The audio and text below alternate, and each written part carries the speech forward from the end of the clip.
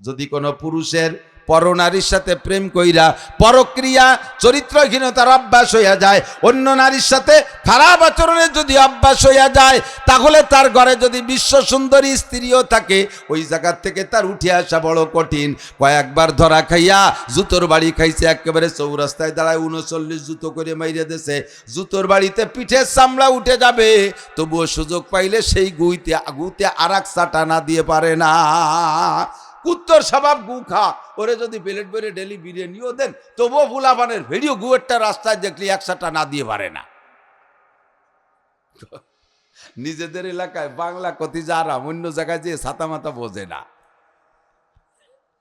নিজেদের দেশে ওয়ানে যে বাড়ি খেয়ালের কথা কওয়া লাগে। তারপরে আমার আজ ইউটিউবে শুনতে শুনতে অনেকটা বুঝে ফেলাইছে। কুত্তরে বিরিয়ানি খাতি দেন, পোলাও দেন, দামি খাবার যা দেন, সে ময়লা পাইলে একসাটা দেবেই। হারামি স্বভাব, তার হারামি স্বভাব হয়ে গেছে, ওর থেকে উঠে আসা বড় কঠিন। সুদ খাওয়া হারাম, শুধু হেডলাইন বলে যাব, সময় কম।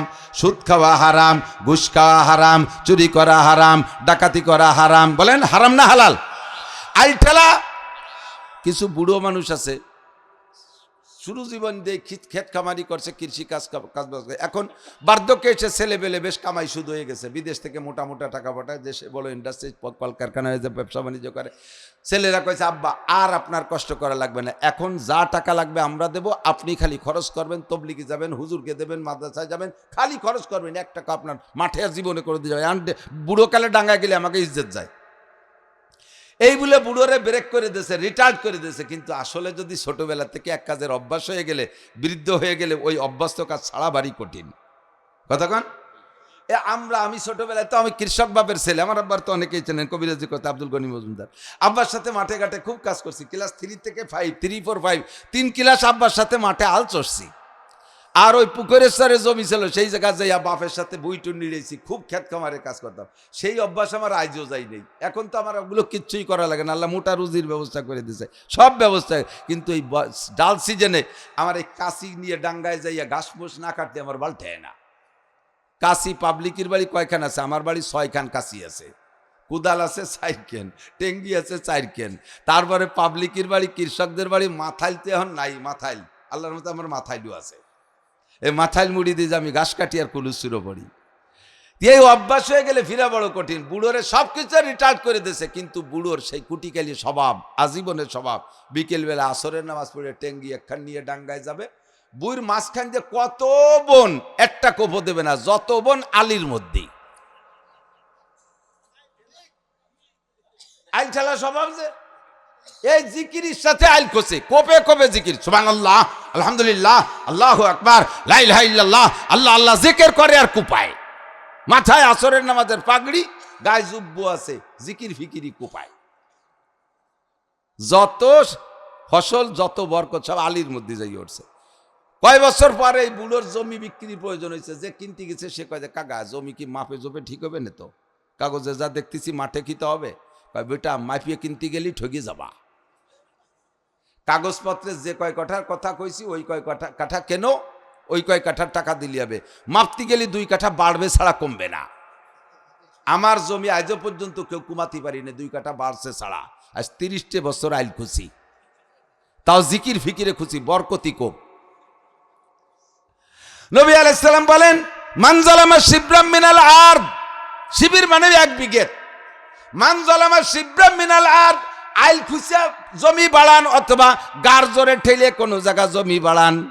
যদি কেউ কাহারো আধা হাত জমিন জুলুম করে দখল করে থাকেন, হারাম খাইছেন, তুফিকাহু ইয়াউমাল কিয়ামাতি সাবউ আরদিন আও কামা কাল, নবী পাক বলেন কিয়ামতের ময়দানে ঘাট ঠাইসে দড়িয়ে একেবারে জমিনে আংঠা লাগাইয়া, জান্নাতের জমি, জান্নাতের 7টা জমিনে আংঠা লাগাইয়া গলা ঠাইসে ধরে কুজো হইরে বুড়োর গলায় বাঁধে দিয়ে ফেরেশতারা 14 মহিনে গর্জু নিয়ে মাজার কাছে দাঁড়ায় থাকবে, পিঠে মাছার আইল মাছা ভাঙ্গিয়ে ফেলাই দেবে, কয় ওট বুড়ো জমি নিয়ে ওট সোজা, এই জমি কামলা কামড়িয়েছি দিছি সব খাই বা জমের কাকা। বুড়ো কাজে দেশ তাই বলিকে 7টা জমি গলায় উঠা যায় নাকি? এটার তৈরি বান্ধ, এটার তৈরি না, 7টা নিয়েই উঠতে হবে তোমার, মাজা ভাঙ্গিয়ে ফেলা দেবে বাড়ইয়া। জমিতে কি করবে তো বুঝেই আসে না, একটু জমি নিয়ে মারামারি দাঙ্গা হাঙ্গামা।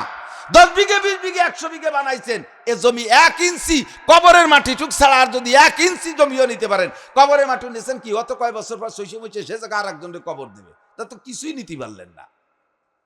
আইল ঠেলা হালাল না হারাম, আর একবার জাল দলিল, মিথ্যে সাক্ষী, মিথ্যে মামলা, মদ গাঁজা বা ফেন্সিলিন হিরোইন, চুরি ডাকাতি লুচ্চমি বদমাইশি, গান গাওয়া গান শোনা, জারি গান, যাত্রা গান, কলসা গান, গাজির গান, গুণযাত্রা, বাউল গান, ফাউল গান, ভাব গান, বিচার গান, কবি গান, মমতাজের গান, মনির খানের গান, আলমগীরের গান, তারপরে ওই কি বলে বিজয় সরকারের গান, যত গান আছে কোন একটা গানের ভিতরে সততা নাই। যে কোনো কারণে 5টা কারণে গান হারাম, এর প্রত্যেকটা গানের ভিতরে যে কোনো না কোনো একটা কারণ আছে, এর কারণে হারাম। এই বাউল গান পার্টি, আমাদের দেশের যত গাজির গান পার্টি আছে না, গাজির গান, এই আমাদের এলাকায় গাজির গান পার্টি আছে, তাকে দেখলেও চিনে যায়। মুসলমানের সন্তান ঠাউরগে মতো সাধুগে মতো মোজ দাড়ি চুল দিয়ে বুমরা ফাটা হয়ে গেছে। এগুলো বিভিন্ন মাজারে যাইয়া জুড়ি তবলা বাজার গান গাইতে থাকে। বাউল গান ফাউল গান হারাম, দাড়ি কাটা হারাম, দাড়ি কাটা হারাম, সিগারেট খাওয়া হারাম, অদস্ত এই মদ গাঁজা বা ফেন্সিলিল হারাম, সুদ খাওয়া হারাম, ঘুষ খাওয়া হারাম, জেনা করা হারাম, ব্যভিচার হারাম, ফেসবুক ইউটিউবে নোংরা ল্যাংটা ছবি দেখা হারাম, টেলিভিশনের ভিতরে আজে বাজে দেখা হারাম, মিথ্যা কথা হারাম, মিথ্যা কথা হারাম, ওয়াদা খিলাফ করা হারাম, আল্লাহু আকবার, গীবাত করা হারাম, শিকায়েত করা হারাম, পরনিন্দা করা হারাম, মানুষের সামনে মানুষের নামে মিথ্যা অপবাদ দেওয়া হারাম, বেপর্দা করা হারাম, পুরুষরা বেপর্দা করা হারাম, নারীরা বেপর্দা করা হারাম। শুধুমাত্র হেডলাইন বলে দিলাম, পুরুষরা টাকরুসে প্যান্ট পাজামা পরা, লুঙ্গি পরা হারাম। এই যত হারাম আছে হুজুর বলেন হারামের শুধু নাম বলে দিলাম, ইত্তাকিল মাহারিমা তাকুন আবাদান নাস। এই হারামগুলো ছেড়ে দাও, হারামগুলো ছেড়ে দাও, হারামগুলো ছেড়ে দাও, তাতেই তুমি সবচাইতে বড় আবেদ। কারণ কি কয়, হারামে অভ্যস্ত হয়ে গেলে উঠে আসা বড় কঠিন। আর গুনাহকে যদি একবার অভ্যাসে পরিণত করে নেয়, খেয়াল দিক, গুনাহ করতে করতে করতে করতে একসময় গুনাহ কিন্তু অভ্যাসে পরিণত হয়ে যায়। আর গুনাহ যদি অভ্যাসে পরিণত হয়ে যায়, তখন তারে গুনারে গুনাহ মনে হয় না। বুঝেন নাই? আপনারা যারা দাড়ি রেখে ফেলাইছেন, বলেন এখন কি আর দাড়ি চাষা সম্ভব? আপনারা দাড়িতে খুর দিয়াকে নিজের গলায় খুর দেওয়ার চাইতে বিপদ মনে করবেন না? আর যারা রেগুলার চাইছেই যাচ্ছে, তারা যদি এই দাড়ি চাচারে গুনাহ মনে করতো, তাহলে আর দ্বিতীয়বার পোস্ট দিতে পারতো না। দাড়ি চাচতে চাচতে অভ্যাস হয়ে গেছে, দাড়ি চাচারে গুনাহ মনে হয় না। টেলিভিশন দেখতে দেখতে অভ্যাস হয়ে গেছে, টেলিভিশনে গুনাহ মনে হয় না। বাড়ির ভিতরে বেপর্দা করতে করতে মা চাচি খালা ফুবু একে একে একে একে ভাবি টাবি সব দেখতে দেখতে অভ্যাসে পরিণত হয়ে গেছে। এখন সেই সমস্ত বেপর্দারে আর বেপর্দারে গুনাহ মনে হয় না।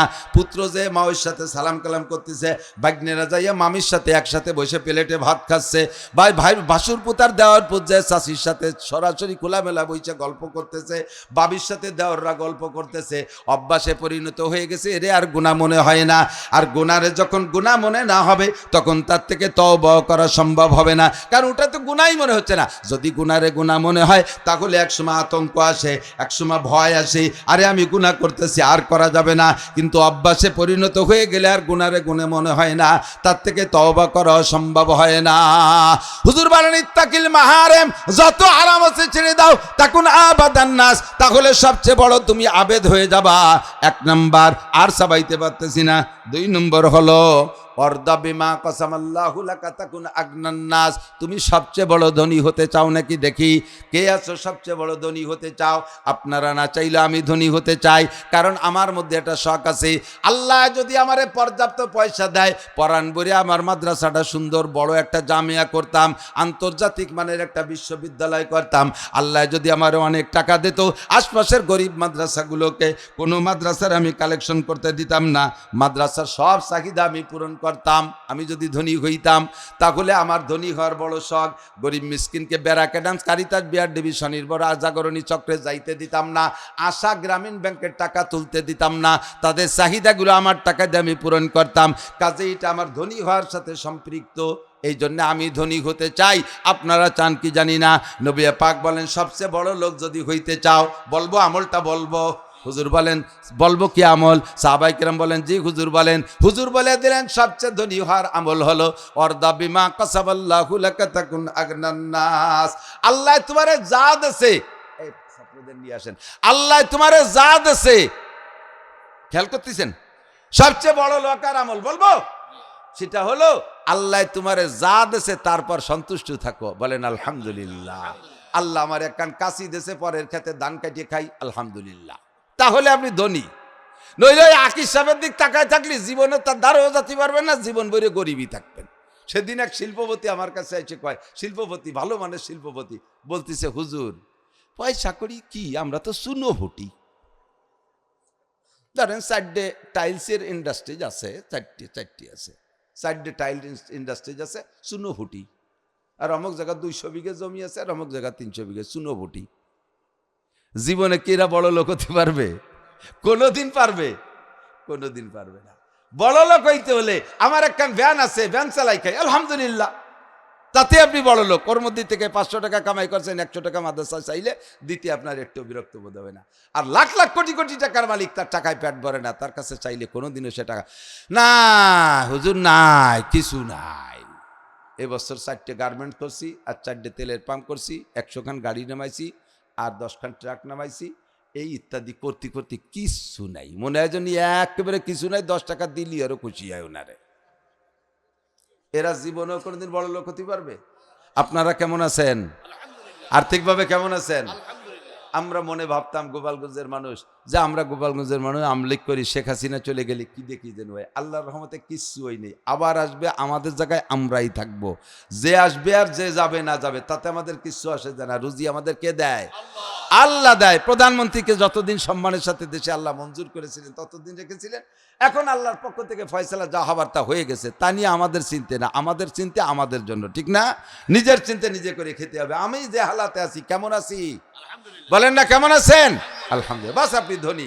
এরপরে হুজুর বলে সবচেয়ে বড় মোমেন হতে চাও? জি হুজুর, সবচেয়ে বড় মোমেন হতে চাই। তাহলে একটা আমল শিখিয়ে দেই, আমার সময় শেষ হয়ে গেছে, আর এক মাহফিল থেকে বারবার ফোন আসতেছে। সবচেয়ে বড় মোমেন যদি হতে চাও, বলবো সবচেয়ে বড় মোমেন হওয়ার আমল হলো আহসিন ইলা জারিকা, প্রতিবেশীর সাথে সদ্ব্যবহার রাখবা। তোমার আচরণে যেন প্রতিবেশী কষ্ট না পায়, সব দিক দিয়ে খেয়াল রাখবা। বহু কথা ছিল, তোমার আচরণে যেন প্রতিবেশী কষ্ট না পায়, তুমি গাছ লাগানোর সময় কষ্ট না পায়, ঘর বানানোর সময় কষ্ট না পায়, জমি কেনার সময় কষ্ট না পায়। এমন কায়দায় ফেলায় জমিরা কিনে ফেলাইছো যে ওই জমি তোমার কাছে না বেচে তার উপায় নেই, কারণ তুমি ফতের খান কেনছো, এখন তার খানে যার পথ দিচ্ছ না। এমন ভাবে বাড়ি বানাইছো, ঘর একখান, তার বাড়ি যার রাস্তা নাই, লাস্টে তার জায়গা ঠিক তোমার কাছে বেশি যা লাগে। এইরকম বিপদে ফেলাবা, আর একজনের রাস্তা বন্ধ করবা, আল্লাহ তাআলা তোমার জান্নাতের রাস্তা বন্ধ করে দেবে। আবার তুমি সুফিগিরি কলাও, তবলিগে 3 চিল্লা দাও, আবার পাগড়ি বান্ধো, মসজিদের সভাপতি আর সেক্রেটারি সাজো, এই সমস্ত ফকুজকুতি কাজ হবে না। মোমেন হইতে হলে প্রতিবেশীর সাথে সদ্ব্যবহার রাখো। কতক্ষণ? 3 নম্বর, যদি সবচেয়ে বড় মুসলমান হইতে চাও, সহজ আমল। সবচেয়ে বড় মুসলমান হইতে হলে সহজ আমল, মুমিনের পরে মুসলমান। সবচেয়ে বড় মুসলমান হইতে কি লাগবে? কয় আহিব্বা লিন্নাসি মা তুহিব্বু লিনাফসিকা তাকুম মুসলিমা। অন্যের জন্য তাহা পছন্দ করো, নিজের জন্য যা পছন্দ করো। ঈদের সময়, এই রমজান মাসে বড় লোকরা কাপড় দেন গরিব মিসকিনকে, দেয় না? আমাকে দেশে কাপড় দেয়। কি কাপড় দেন? আপনার যে কাপড় জাকাতে দেন, ওর একখানকে আপনার বউরে ফরাইছেন? কয় না, উনি এবছর অল্প দামি একখান কিনছে 1.5 লক্ষ টাকায় দিয়ে। আগের বার কিনছিল ভালো কাপড়, ইংল্যান্ড যে নিয়েছিল তো, লন্ডনের মার্কেটের থেকে, ওই সময় ভালো। এবছর এই দেশি কাপড় কিনছে 1.5 লাখ টাকায় দিয়ে খান কিনছে। 100 খান দেশে ওই গরিব মানুষকে, ওই দিয়ে অপরে নামাজ হয় না। তুমি যে কাপড় দেশো, অপরে বিটিকে নামাজ হয় না। ওই দিয়ে মশারি বানালিও মশা করলিং করে ডুয়ে যায়। যে কাপড় তোমার বউরে ফরাতে পারো না, সে কাপড় আর বেটাকে দাওগা। কম্বল দেশে আরে কবাল, ওই কই না 80 টাকা দামের কম্বল, যে কম্বল কয়দিন নিয়ে পাপোশ বানাইছে, পরে ছাগলে ব্যবহারে ডাকতেছে, কাকি ওইভাবে না পড়াই আমারে জ্যাকেট বানাই দেন। ছাগলের গায়ে জ্যাকেট বানাই দিয়েছে 80 টাকা দামের, তলে গিরে দিয়ে জ্যাকেট বানাই দিয়ে ও 2 মুদ দিয়ে তা ভিজেই ফেলাইছে। পরে থরথরে কাঁপতেছে, কাকি তাড়াতাড়ি খুলে নেন, নাই করোনা হতে পারে। খুলে নিয়ে তাই দুইয়া আবার সে উড়ুম বাজা বাইলিয়ানের পাইটু বানাইছে। এই হলো তোমার কম্বল, ওই দিয়ে বেচতে যাবা। তুমি কি কম্বল গায়ে দাও? আমারগুলো 12,000 টাকা দামের। তা 12,000 টাকা দামের তা তুমি গায়ে দাও, বেটাকে 80 টাকার তা দাও কে? কয় যে তা অত দাম ইত্যাদি দিতে গেলে এত মানুষটা দেওয়া যায়? তুমি এত মানুষটা দেওয়ার কন্ট্যাক্ট তো আল্লাহ তোমারে দেয়নি। তুমি দামিটা একটা 5,000 টাকা দামের কম্বল একটা গরিব মানুষটা দেন, 20 বছর 30 বছরের মধ্যে ওরে আর দেয়া লাগবে না। কথা বলেন? তুমি 12,000 টাকার দামের ডাকায় দাও, ওরে 5,000 টাকার একটা দাও। 5,000 টাকার কম্বল দিলে যত্ন সহকারে সে 30 বছর পর্যন্ত রাখবে। আর 80 টাকা তা দিলে এবারও ব্যবহার করবে না, লাস্টে ছাগলের জ্যাকেট বানাবে। ঠিক কি ঠিক না? দান দিবা মাদ্রাসায়, সিটিয়ে আগাইলে মাইট নিয়ে খেলিও, আর কল করিয়ে দান নিজেরা গুলা বড় কে। পাট কালেকশন করতে গেলি এক কবরে 14 কবর দিচ্ছে, 40 কবর, মানে লাস্টে কুয়োর ভিতরে পানি না আলকাতরা বোঝা যায় না, তার মধ্যে এক জাগ দিছে, ওই জায়গাতে যাও হুজুররা, তোমাকে জ্বালায় থাকতে পারলাম না, যাও ওই যে ওইতে 2 মধ্যে নিয়ে যাও। তা বিটি গে চুলির চাইতে কালা। বাজারের আসল পাটের দাম যদি হয় 3,500 টাকা 4,000 টাকা মন, আমাকে যা দেশে তা 1600 টাকা কেউ নেয় না। আল্লাহকে আগামী বছর পাট কাটিয়ে দেইস। একটুক একটুক পাট হয়েছে ভরিয়ে মাঠ ভরিয়ে, তা কাটতেও জানি চু হয়ে গেছে ওই জায়গাতে। এই মাঠটা দেশে কে, গত বছর আমার হুজুরকে ওই সাইজের পাট দিছিস, ওই জন্য আমি আর দেহায় ছাড়িয়ে দিলাম কিরমটায়। আগাইলে ধান দিছি, যা সিটে ধান, পাকা ধানের উপরে আল্লাহ তালা বাড়ি দিয়ে ফেলাই দিয়েছে, সব ধান সিটে হয়ে গেছে খোলা ধানের উপরে। গত বছর সিটে দান দিছিস, কিরম ঠেকছে তাই বুঝন বুঝন এবার সিটে দিলাম।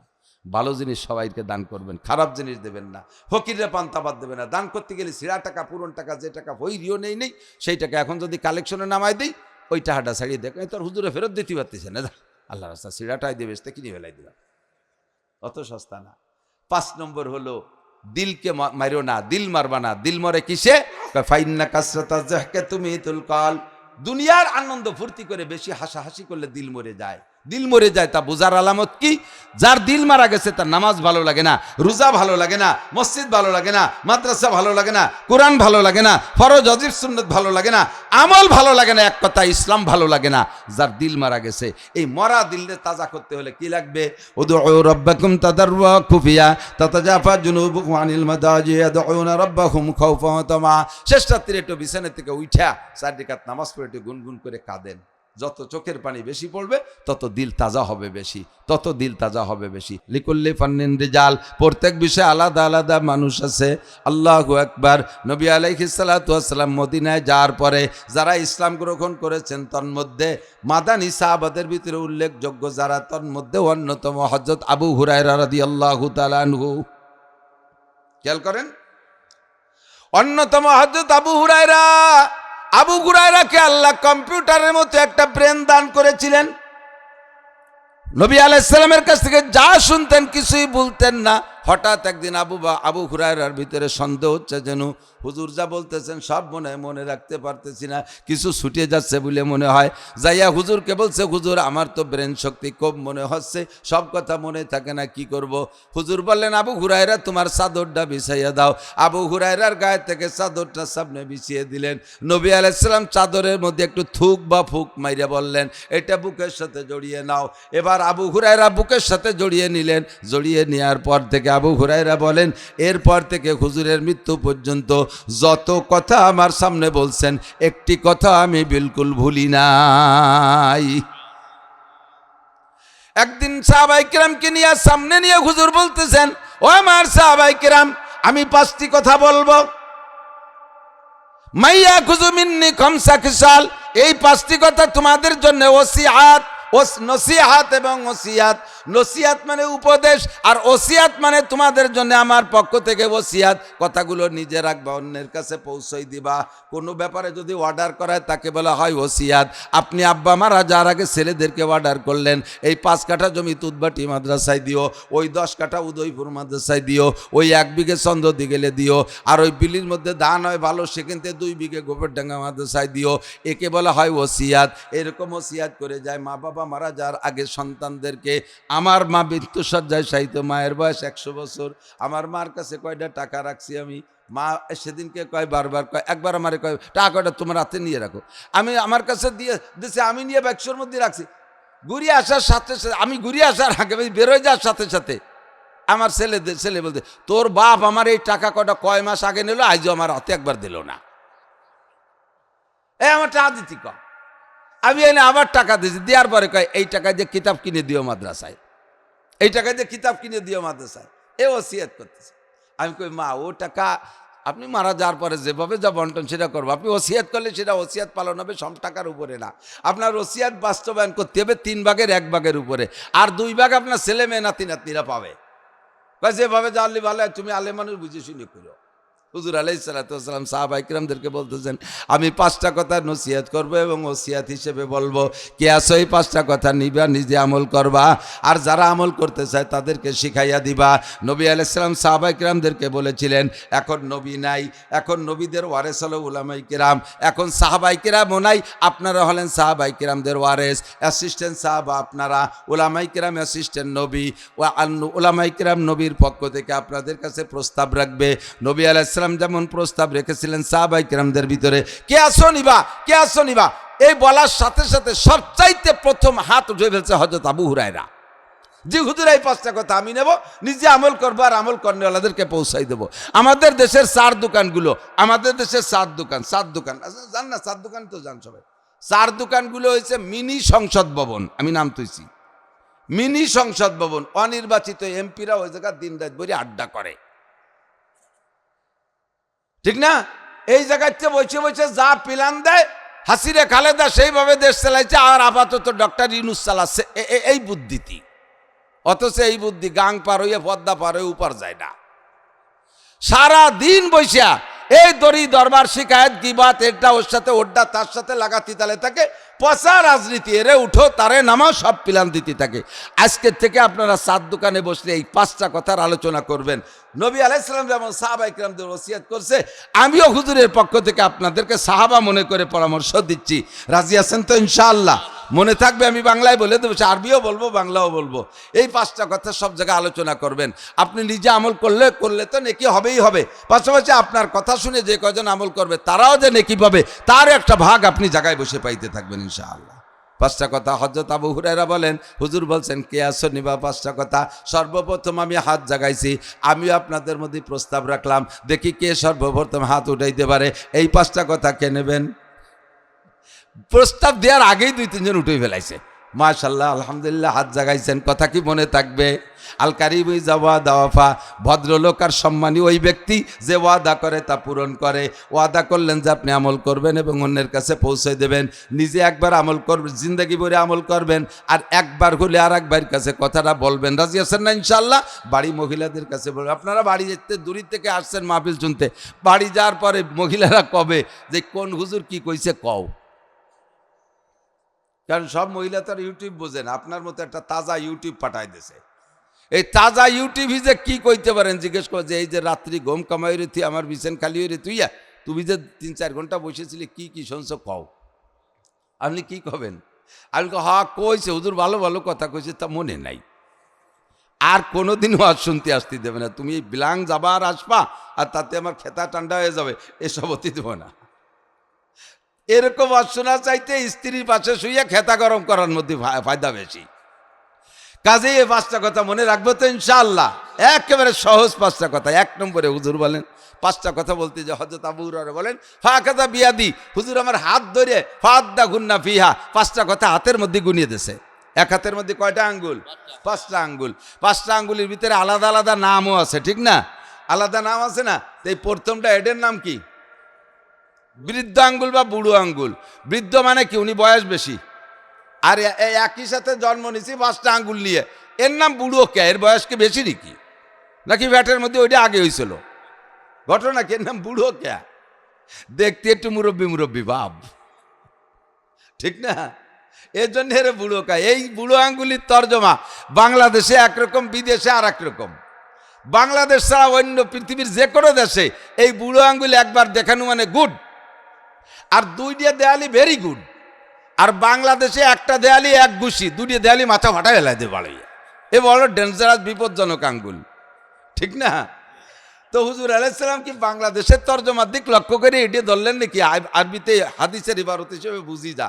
হুজুর 5টার ভিতরে হযরত আবু হুরায়রা বললেন, একটা একটা করে গুনতি, যে আমার বৃদ্ধাঙ্গুল আগে ধরলেন, হাত ধরে বললেন কি, ইত্তাকিল মাহারেম, এই বৃদ্ধাঙ্গুলের মধ্যে বিপদ না। যদিও দেখায় আঙ্গুল, তর্জমা অন্য কিছু, যা বলা যায় না। দেখায় আঙ্গুল কিন্তু উদ্দেশ্য, এর অর্থ আলাদা, এ খারাপ অর্থ। হুজুর আবার এই আঙ্গুল ধরে বললেন, সর্বপ্রথম 5টা কথার ভিতরে 1 নম্বর কথা, তুমি যদি দুনিয়ায় সবচাইতে বড় আবেদ হতে চাও, আবেদ মানে নামে আবেদ না, অনেকের নাম আবেদ আছে অথচ 1 ওয়াক্ত নামাজ পড়ে না। আবেদ মানে যে ইবাদত করে। আবেদ মানে কি? ইবাদত করে। একজনের নাম মোখলেস। মুখলেস মানে যার ভিতরে ভরপুর এখলাস, অথচ কোনো কাজ এখলাসের সাথে করে না, যা করে মানুষের কাছে প্রশংসা পাওয়ার জন্য করে। একজনের নাম আতর আলী, নাম আতর আলী, শুনেই কিরকম নাহের মধ্যে গিরান গিরান ঠেকতেছে না, অথচ তার গায়ে সুষমরা গন্ধ। নাম আতর আলী, অলি গিরান হয় না গায়ে। নাম আবেদ অলি, আবেদ হয় না। নাম অলিউল্লাহ, তার মানে কি আল্লাহর খাস বন্ধু। অলিউল্লাহ মানে আল্লাহর খাস বন্ধু, অথচ একটা অক্ত আষাঢ় খাইয়ে পড়লেও পশ্চিম দিক পড়ে না। এ কিভাবে আল্লাহর অলি হলো? নামে অলি না কামে অলি, নামে আবেদ না কামে আবেদ। আবেদের ইসমে তাফজিল অর্থাৎ সর্বোচ্চ অর্থ বহনকারী শব্দ আরবিতে বলে আবাদ। ইসমে তাফজিল সবচেয়ে বড় আবেদ। এদিক খেয়াল করেন, আল্লাহ নবী বলেন তুমি যদি সবচেয়ে বড় আবেদ হতে চাও, আমি আবেদ, আমার উস্তাদ কাইসেন হুজুর আবেদ, তার চেয়ে বড় আবেদ চৌমনি হুজুর, তার চেয়ে বড় আবেদ সদস্যা হুজুর, তার চেয়ে বড় আবেদ তার উস্তাদ হুসাইন আহমদ মাদানী, তার চেয়ে বড় আবেদ তার উস্তাদ মাহমুদুল হাসান দেওবন্দি, তার চেয়ে বড় আবেদ তার উস্তাদ কাসেম নানুতুবি, তার চেয়ে বড় উস্তাদ তার উস্তাদ যিনি ছিলেন, এমন করে যাইতে যাইতে সাহাবায়ে কেরাম আবু বকর, তার চেয়ে সবচেয়ে বড় আবেদ মুহাম্মদুর রাসূলুল্লাহ সাল্লাল্লাহু আলাইহি ওয়াসাল্লাম। কথা বলেন ঠিক কিনা? মানব কুলে আমার নবীর চেয়ে বড় আবেদ নাই। এবার নবী বললেন আমারে এক সাইডে রাখো, বাকি যারা আছো তাদের ভিতরে সবচেয়ে বড় আবেদ হইতে চাও কে? যদি সবচেয়ে বড় আবেদ হতে চাও, তার ভিতরে আবু বকর শর্ত না, ওমর উসমান আলী শর্ত না, সাহাবায়ে কিরাম শর্ত না, বড় আলেম হওয়া শর্ত না। তোমাদের ভিতরে এনি ম্যান এভরিবডি, যে কোনো ব্যক্তি সবচেয়ে বড় আবেদ হতে পারো, মাত্র একটা কথা স্মরণ রাখলে। বলবো? মনে থাকবে? সবচেয়ে বড় আবেদ। একটু আমি একটু বিয়াদবি মাফ করবেন, একটু হাত দেখবো যে সবচেয়ে বড় আবেদ হতে চান কে? সবচেয়ে বড় আবেদ হতে চান? আল্লাহ আল্লাহ, এদের সবাই বড় আবেদ হতে চায়। মাশাআল্লাহ, আলহামদুলিল্লাহ আলহামদুলিল্লাহ। সিন্নি দেখে আগে চলে আসেন, কুত্তো দিয়ে যেন ভয়তে চলে যেন না। কুত্তরে বাড়ো মাইরিয়ে সিন্নি খাইয়েই আসতে হবে। রাজি আছেন তো? তো সবচেয়ে বড় আবেদ হওয়ার জন্য হুজুর বললেন ইত্তাকিল মাহারিমা তাকুন আবাদান নাস। এ তোমার এই মাইকালা ওই যেমন আমাকে থিয়েটে চলে গেছে কোন জায়গা? সাউন্ড কমে যাচ্ছে, আমি আর বাইরে উঠতেছি না। কোন জায়গার থেকে আইছি শুনলিপাড়া ওয়াজি করতে নিষেধ করতেন। ডাক্তাররা কোনোভাবে আমাদের এটাকে সাপোর্ট করে না। গত রাত্রে সিলেটের অনেক দূরে 2টা মাহফিল করছি। রাত 12টায় গাড়িতে উঠছি, সকাল 11টায় এনে যাত্রাবাড়ি নামাইছে গাড়িতে। আর কি রাস্তা, আল্লাহু আকবার। গাড়ি নিছি ভালো, স্লিপার গাড়ি, কিন্তু শইয়ে ঘুম হবে, সে যাই চিঠায় যেন পড়িয়ে যা চিৎকাইতে পড়ে যাচ্ছে, তার ঘুমবো কি? এরপরে আইসা এমাদ গাড়িতে বাড়ি আইছি, আসার পরে বিছানে পিঠ দিতে পারিনি, ঘুম নেই সারাদিন রাত। গতকালকে বেলা 11টার সময় খাইছি, আর এত মাহফিল করছি কোনো জায়গা খাতিও সময় পাইনি, খালি দড়ির উপরে। বাড়ি এসে আজকে 3টের সময় ভাত খাইছি। এরপরে আবার দৌড় শুরু হয়েছে। এত কষ্টের পরে তোমাকে মাইকে যদি জোর না থাকে, আমার ব্যাটারিতে জোর শেষ। আশেপাশে কত পাইকান্দি মাদ্রাসার মাইক দেখলিয়া, সুলতান শাহী গোড়াদারি মাদ্রাসার মাইকের আওয়াজ শুনলিয়া। তো তুতবাটিওয়ালারা কি পয়সা কম দেয় নাকি? তুতবাটিওয়ালারা আল্লাহর রহমতে, গ্রাম ছোট মাদ্রাসা ছোট, কিন্তু এদের রুচি অনেক ভালো। আল্লাহর রহমতে অত্যন্ত চমকদার একটা মাদ্রাসা। এই মাদ্রাসার ছাত্ররা বিভিন্ন জায়গায় প্রতিযোগিতায় যায় ভালো রেজাল্ট করে আসতেছে, ভালো পুরস্কার নিয়ে আসতেছে। আর কর্তৃপক্ষেরও রুচি আছে, আর হযরত মাওলানা বিলাল সাহেবেরও রুচি আছে। তুমি এ জায়গা ওয়ারুচি কান করলে কিন্তু একেবারে খোলায় মার খেয়ে যাবা। সিজন কিন্তু সামনে ধরা রয়েছে, একবার যদি আমরা কইয়া ভালো না, তোমাকে কেউ নবে না নেই, শেষে আরে বেশি খাতে পারবা না। সাবধান, তাড়াতাড়ি সার্ভিস ভালো দাও। আমার দিক খেয়াল করেন। তাহলে কি বললেন হুজুর? একটা আমলে সবচেয়ে বড় আবেদ হব, রাজি আছি তো ইনশাআল্লাহ? সেটা হলো ইত্তাকিল মাহারিম, যত হারাম আছে ছেড়ে দাও। কথা ছোট, শিক্ষিত মানুষ এর মধ্যে দেখতেছি, আমাদের এলাকার মানুষ শিক্ষিত, স্কুল কলেজ মাদ্রাসায় পড়ুয়া মানুষ আছেন। প্রশ্ন যদি ছোট হয়, প্রশ্নের শব্দগুলো যদি কম হয়, প্রশ্ন যদি ছোট হয়, দেখবেন অ্যান্সার বড়, অ্যান্সার দেয়া লাগে বেশি, ঠিক না? প্রশ্ন যদি ছোট হয়, অ্যান্সার বড় হয়। যেমন উদাহরণ বোঝেন, এই প্রশ্ন পেপার এর এখানে লিখে দিয়েছে ছোট্ট করে, খেয়াল করেন, প্রশ্ন এই বইতে যাহা কিছু আছে সব লিখিয়া দাও। বোঝেন নাই? প্রশ্নটা কটুক, এক লাইন ওই নেই। প্রশ্ন কি করছে? এই বইতে যাহা আছে সব লিখে দাও। তাহলে কয় মাস লাগবে বই লিখতে হবে না? প্রশ্ন ছোট, অ্যান্সার পুরো বই, ঠিক না? আর প্রশ্ন যদি বড় হয়, অ্যান্সার ছোট হয়, পুরোটা বই যদি প্রশ্নপত্রে উঠাই দিয়ে নিচে লিখে দেয়, এই বইতে যাহা আছে তা সত্য না মিথ্যা? যদি মিথ্যা হয় তাহলে মিথ্যা লিখে দিলে হয়ে গেল, আর সত্য হলে সত্য লিখে দিলে হয়ে গেল। পুরো বই ধরে প্রশ্ন, উত্তর এক শব্দ। কথা বোঝেন? প্রশ্ন যদি ছোট হয়, অ্যান্সার বড় হয়। প্রশ্নটা কতটুক? ইত্তাকিল মাহারিমা তাকুন আবাদান নাস।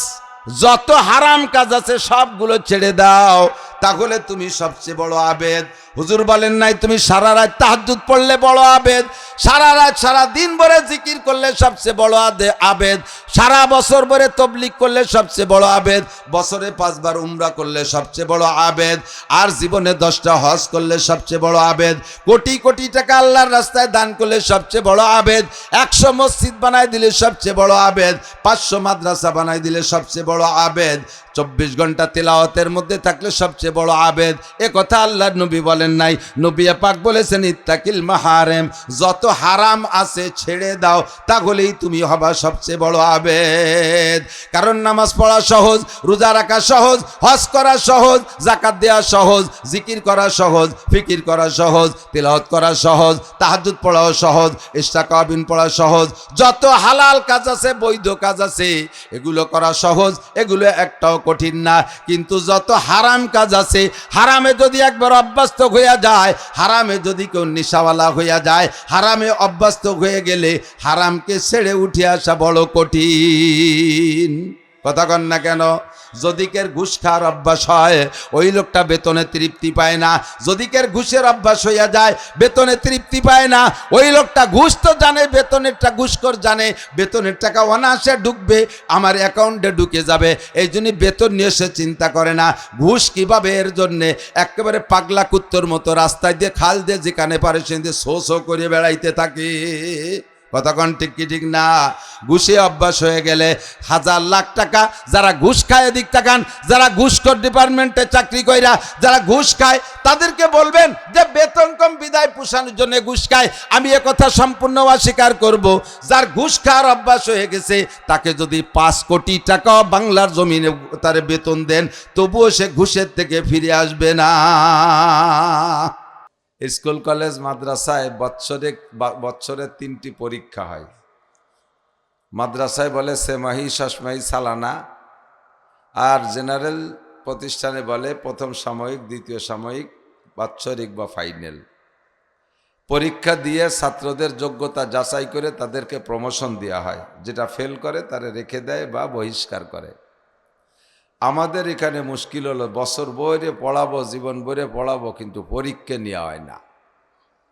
যার কারণে ছাত্রদের উন্নতি, অগ্রগতি কিছু বুঝে উঠতে পারতেছি না। গতবারও যারা দাড়ি কাটতো, এবারও তারা কাটে। গতবারও যারা নামাজ পড়তো না, এবারও তারা পড়ে না। গতবারও যারা ঘুষ খাতো, এবারও তারা খায়।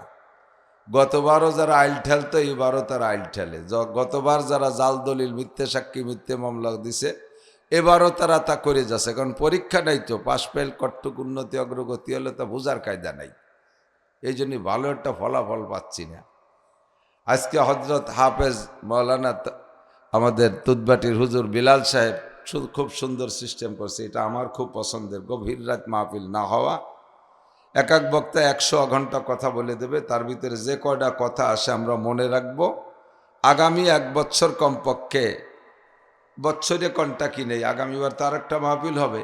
এখন যা নেব এটা আগামী 1 বছর পর্যন্ত আমল করব। আবার ত্রুটি বিচ্যুতি যেটা হয়, আবার আগামী বছর বয়ান থেকে সেটা সংশোধন করে আবার আরেক বছরে কন্ট্যাক্ট নেব। আল্লাহ তাআলা আজকের কথাগুলো আমাদের সকলকে বোঝার, আমল করার তৌফিক দান করে। সবাই বলে আমিন। 2টা দিকের 2 রকম আমি ফিকির রেখে হাদিস পড়েছি আর আয়াত পড়ছি একদিকের। আগে একটা হাদিসের তর্জমা বলি, মুক্তাসার, সময় লম্বা না, ব্যাখ্যা বিশ্লেষণ অনেক দেওয়ার সময় হবে না, শুধুমাত্র হেডলাইন শিরোনাম বলবো।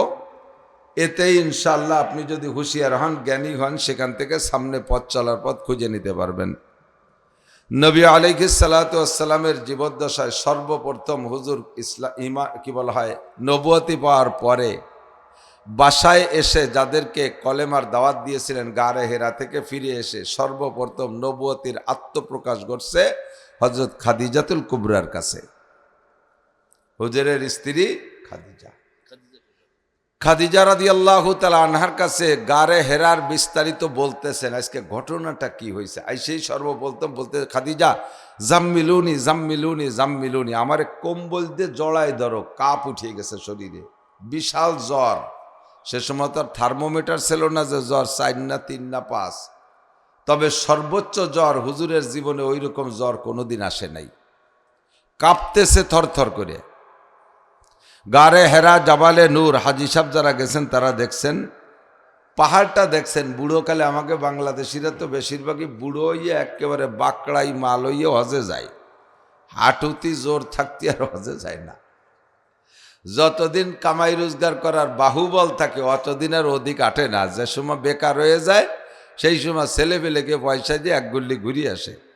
ওই পাহাড়ে উঠার আর বল থাকে না। যাইয়ে নিচে দাঁড়াইয়া একটু ঘুরতে যায়, দেখতে যায়, নিচে দাঁড়াইয়া উপর দিক চাইয়া লম্বা একটা হাই ছাড়ে, সময় মতো আসতে পারলাম না, উঠে দেখতে পারলাম না, এই হাইটা ছাড়িয়ে চলে আসে।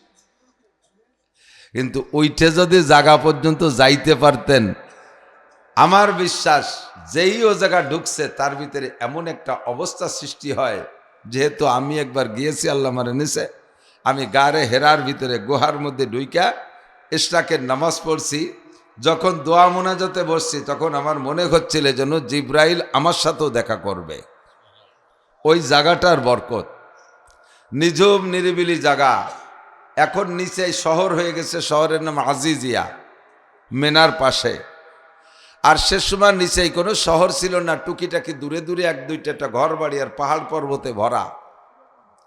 হুজুর আলাইহিস সালাতু ওয়াসসালাম একটানা 40 দিন একা একা ওই জায়গা। হযরত খাদিজা 2 বেলা কিছু খাবার হুজুরকে আগায় দিয়ে আসেন। আমি সে জায়গাও আশ্চর্য হই, পাহাড়টা এখনই বড় বেঢঙ্গা। এই গতবার যে দেখলাম সিঁড়ি বানাই দিছে, এর আগে ওইভাবে নিয়মতান্ত্রিক সিঁড়িও ছিল না। ওই পাহাড়ের গায়ে খাত খোদ কাটি কুটি একটু বানাইছে পাবলিকই, তাই বাইয়ে উঠতে হয়।